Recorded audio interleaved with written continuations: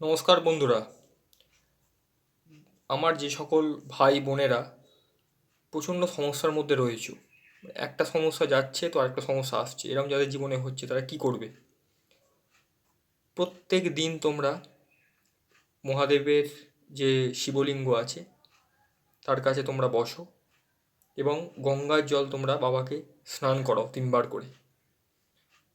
এবং এই যে মন্ত্রটা আমি বলছি এই মন্ত্রটা তোমরা বাবার সামনে বসে জপ করবে 3 বার অথবা 6 বার। এই মন্ত্রটা তোমরা পাঠ করবে।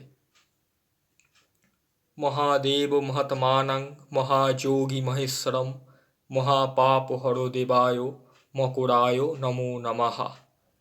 এই মন্ত্র তোমরা পাঠ করো এবং বাবাকে স্নান করানোর পর যে বাবার যে জলটা তোমরা পাবে, স্নানের জল, ওইটা তোমরা প্রত্যেক দিন মাথায় দাও। তোমরা দেখো প্রত্যেকটা সমস্যা থেকে তোমরা আস্তে আস্তে মুক্তি লাভ করবে। তো আমার চ্যানেলটা তোমরা ফলো করছো, তোমাদের চ্যানেল ফলো করো।